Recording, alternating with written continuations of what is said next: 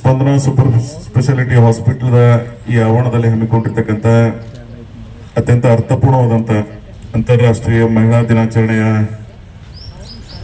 ಕಾರ್ಯಕ್ರಮದ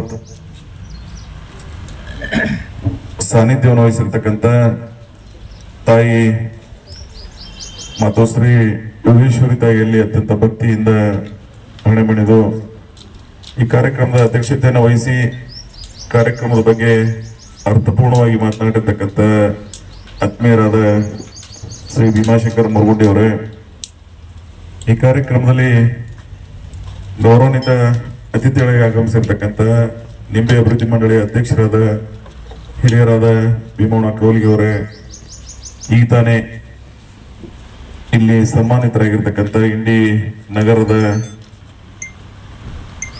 ಯೋಜನಾ ಪ್ರಾಧಿಕಾರದ ಅಧ್ಯಕ್ಷರಾಗಿರ್ತಕ್ಕಂಥ ಶ್ರೀ ಅಜಿತ್ ಧನ್ಶೆಟ್ಟಿ ವಕೀಲ್ರೆ, ಹಾಗೂ ಈ ಕಾರ್ಯಕ್ರಮದಲ್ಲಿ ಡಾಕ್ಟರ್ಸ್ ಏನ್ ಕೂಡಿದ್ದಾರೆ ಶ್ರೀಮತಿ ರಾಜೇಶ್ವರಿ ಕ್ಷತ್ರಿ ಅವರೇ, ಹಾಗೂ ಈಗ ತಾನೇ ಮಾತನಾಡಿರ್ತಕ್ಕಂಥ ಈ ಕಾರ್ಯಕ್ರಮದ ವಿಚಾರಗಳನ್ನು ಮಾತನಾಡಿರ್ತಕ್ಕಂಥ ಡಾಕ್ಟರ್ ಸೋದರಿ ಪ್ರೀತಿ ಕೋಳಿಕರ್ ಅವರೇ, ಡಾಕ್ಟರ್ ರಾಜಶೇಖರ್ ಕೋಳಿಕರ್ ಅವರೇ, ಹಾಗೂ ಡಾಕ್ಟರ್ ಈಶ್ವರ ಹೊನವಾಡ್ ಅವರೇ, ಡಾಕ್ಟರ್ ಮಯೂರಿ ಧನ್ಶೆಟ್ಟಿ ಅವರೇ, ಹಾಗೂ ಈ ವೇದಿಕೆ ಮೇಲೆ ಉಪಸ್ಥಿತಕ್ಕಂಥ ಇಡೀ ಕಾರ್ಯಕ್ರಮದ ಆಯೋಜನೆಯನ್ನ ಈ ಒಂದು ಕಾನ್ಸೆಪ್ಟ್ ಅನ್ನ ಬಹಳ ಕಳಕಳಿಯಿಂದ ಕಾರ್ಯಕ್ರಮವನ್ನು ಆಯೋಜನೆ ಮಾಡಿರ್ತಕ್ಕಂಥ ಈ ಹಾಸ್ಪಿಟ್ಲಿಗೆ ಒಂದು ಹೊಸ ಸ್ಪರ್ಶವನ್ನು ನೀಡಿ ಈ ಹಾಸ್ಪಿಟ್ಲಿಗೆ ಕಾಯಕಲ್ಪವನ್ನು ನೀಡಿರ್ತಕ್ಕಂಥ ಡಾಕ್ಟರ್ ಲಕ್ಷ್ಮೀಕಾಂತ್ ಮೇತ್ರಿ ಅವರೇ, ದತ್ತಾತ್ರೇಯ ಕೆ ಪಾಟೀಲ್ ರೇ, ಇಲ್ಲಿ ಕೂಡಿರ್ತಕ್ಕಂಥ ಎಲ್ಲ ತಾಯಂದ್ರೆ, ಹಿರಿಯರೇ, ಬಂಧುಗಳೇ, ಮಾಧ್ಯಮದ ಮಿತ್ರರೇ, ಕಾರ್ಯಕ್ರಮ 1 ಗಂಟೆ ತಡವಾಗಿ ಬಂದಿದ್ದ ಅತ್ಯಂತ ವಿನಯಪೂರ್ವಕವಾಗಿ ತಮ್ಮಲ್ಲಿ ಕ್ಷಮೆಯನ್ನ ಯಾಚಿಸಿ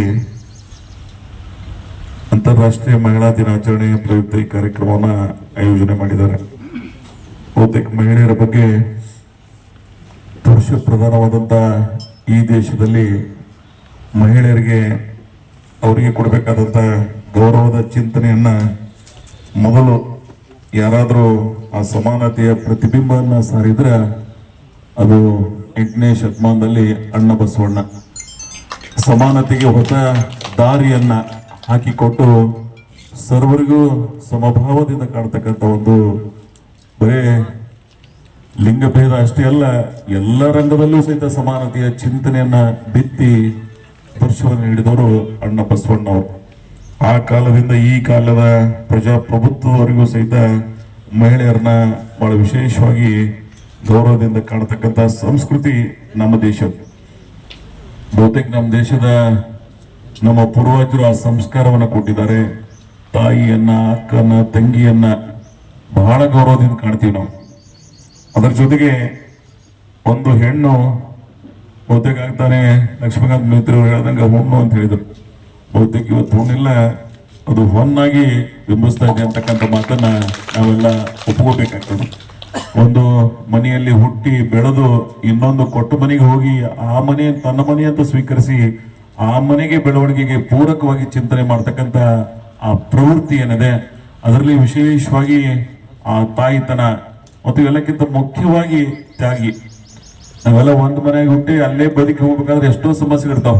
ಅದರ ತಾಯಿ ಒಂದು ಮನೆಯನ್ನ ಬೆಳೆದಿರ್ತಕ್ಕಂಥ, ಒಂದು ಮನೆಯಲ್ಲಿ ಹುಟ್ಟಿ ಇನ್ನೊಂದು ಮನೆಯನ್ನ ಬೆಳಗಿ ಇಡೀ ಪ್ರಪಂಚಕ್ಕೆ ತನ್ನದೇ ಆದಂತ ಒಂದು ಏನು ವಿಶೇಷವಾದಂತ ಬದುಕನ್ನ ಸಾಗಿಸಿರ್ತಾಳೆ. ಅದಕ್ಕಾಗಿ ಆ ತಾಯಿಯನ್ನ ಗೌರವಿಸ್ತಕ್ಕಂಥ ಸಂಸ್ಕೃತಿ ನಮ್ಮ ದೇಶದ. ಅದಕ್ಕಾಗಿ ಅಂತ ದೇಶದಲ್ಲಿ ಇವತ್ತು ಅಂತಾರಾಷ್ಟ್ರೀಯ ಮಹಿಳಾ ದಿನಾಚರಣೆಯನ್ನು ನಾವೆಲ್ಲ ಪ್ರಪಂಚದಲ್ಲಿ ನೋಡ್ತಾ ಇದ್ದೀವಿ. ಮುಂದುವರೆದ ರಾಷ್ಟ್ರಗಳನ್ನ ಗಮನಿಸಿದೀವಿ ಅಂದ್ರೆ ಇಕ್ವಾಲಿಟಿಯಲ್ಲಿ ಬಂದಿದೆ. ಅದರ ಪ್ರೀತಿ, ವಿಶ್ವಾಸ, ಗೌರವ ಅದು ನಮ್ಮ ದೇಶದಲ್ಲಿ ಮಾತ್ರ ನಾವು ಕಾಣ್ಲಿಕ್ಕೆ ಸಾಧ್ಯ ಆಗ್ತದೆ. ಭಾವನಾತ್ಮಕ ದೇಶ ಬೇರೆ ದೇಶಗಳಿಲ್ಲ, ಮೆಕ್ಯಾನಿಸಮ್ ಲೈಫ್ ಬದುಕ್ತಾರೆ. ಅನೇಕ ರಾಷ್ಟ್ರಗಳು ನೋಡ್ತಿರ್ತೀವಿ ನಾವು, ನೀವು ಅವತ್ತೆಲ್ಲ ಡಾಕ್ಟರ್. ಇವತ್ತು ಬಹಳ ಸೂಕ್ಷ್ಮವಾಗಿ ನಾವೆಲ್ಲ ಗಮನಿಸೋದಾದ್ರೆ ಈ ದೇಶ ಮಾತ್ರ, ಇಲ್ಲಿ ಯಾರಿಗಾದ್ರೂ ಇಂಥ ದೇಶದಲ್ಲಿ ನಾವು ಹುಟ್ಟಿದೀವಿ. ಇವತ್ತು ತಾಯಿ ಯೋಗೇಶ್ವರಿ ಅವರು ಇದ್ದಾರೆ.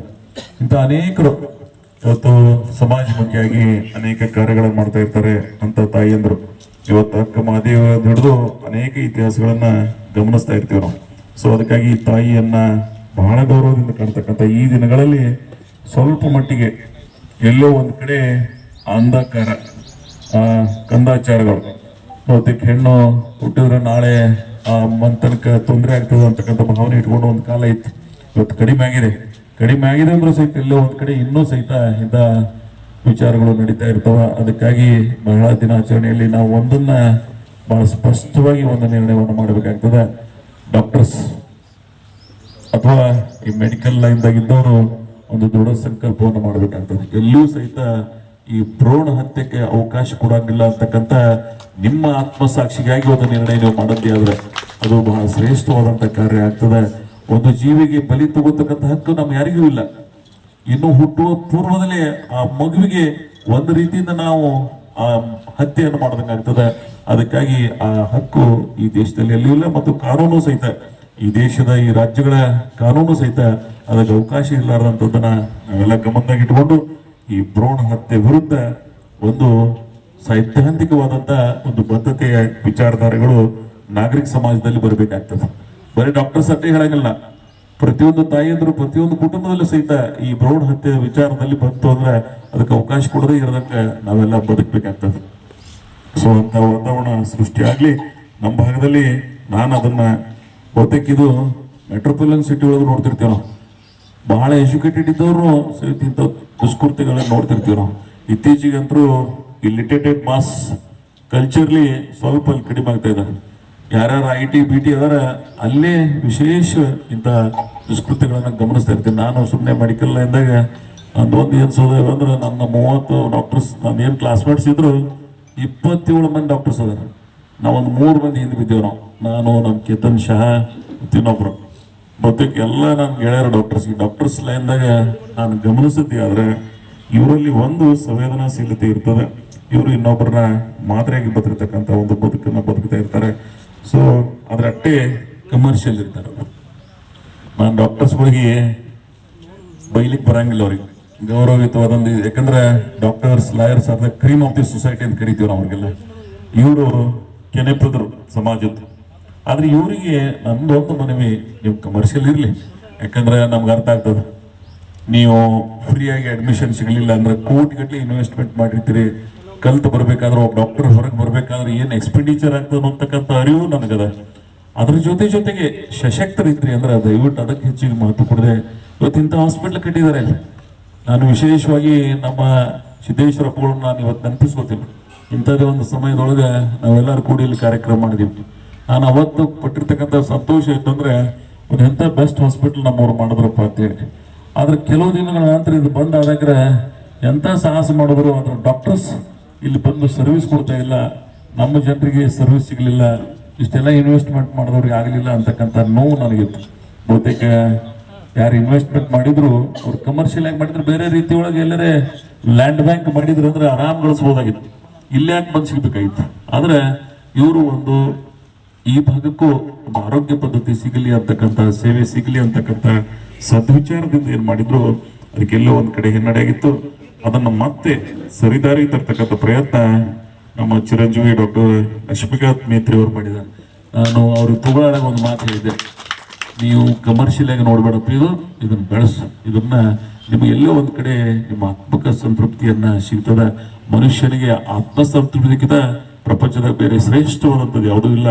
ಆ ಸಂತೃಪ್ತಿ ನೀವು ಮಾಡಿ ಅಂತ ಹೇಳಿದೆ. ನಾನು ಅನೇಕ ಕಾರ್ಯಕ್ರಮ ಗಮನಿಸ್ತಾ ಇರ್ತೀನಿ.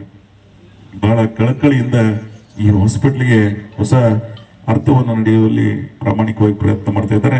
ಮತ್ತು ಇಂಥ ಹಾಸ್ಪಿಟ್ಲಿಗೆ ಯಾರ್ಯಾರು ಬಂದು ಡಾಕ್ಟರ್ಸ್ ಸೇವೆ ಕೊಡ್ಲಕತ್ತೀರಿ, ನಿಮಗ ಈ ಭಾಗದ ನಾಗರಿಕ ಸಮಾಜದ ಪರವಾಗಿ ನಾನು ಹೃದಯಾಂತರದಿಂದ ಅಭಿನಂದನೆಗಳನ್ನ ಸಲ್ಲಿಸಬೇಕಾಗ್ತದೆ.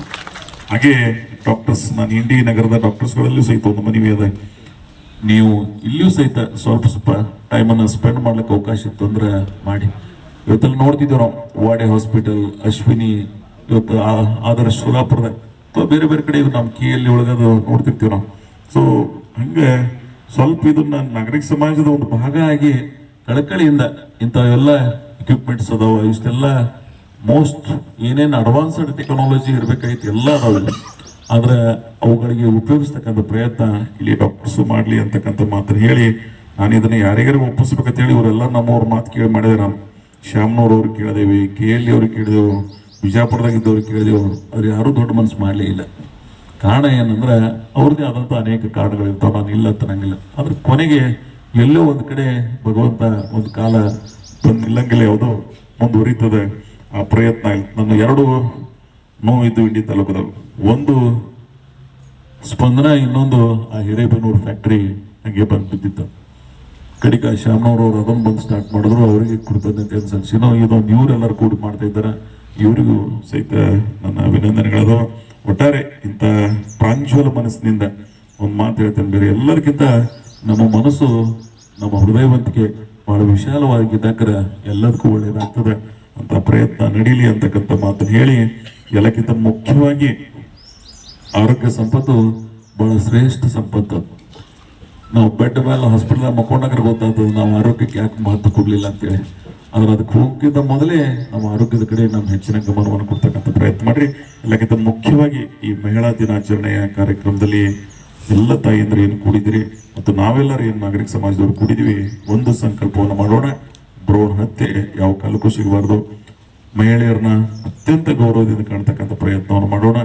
ಮಹಿಳೆಯರನ್ನ ಅತಿ ಶ್ರೇಷ್ಠ ಸ್ಥಾನದಲ್ಲಿ ಕಾಣ್ತಕ್ಕಂಥ ಪ್ರಯತ್ನ ನಮ್ಮ ನಾಗರಿಕ ಸಮಾಜದಿಂದ ಮಾಡೋಣ ಅಂತಕ್ಕಂಥ ಮಾತನ್ನು ಹೇಳಿ, ನಮ್ಮ ದೊಡ್ಡ ಮುಜುಗೊಂಡವರು ಬಹಳ ಜನ ಇದಕ್ಕೆ ಹಿನ್ನೆಲೆಯಾಗಿ ನಿಂತು ಈ ಕಾರ್ಯಕ್ರಮದ ಯಶಸ್ವಿಗೆ ಪೂರಕವಾಗಿ ಶ್ರಮಿಸಿದ್ದಾರೆ.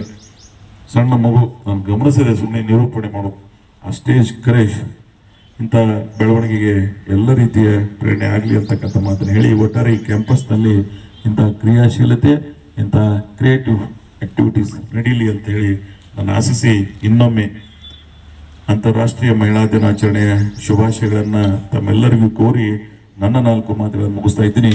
ಜೈ ಹಿಂದ್, ಜೈ ಕರ್ನಾಟಕ.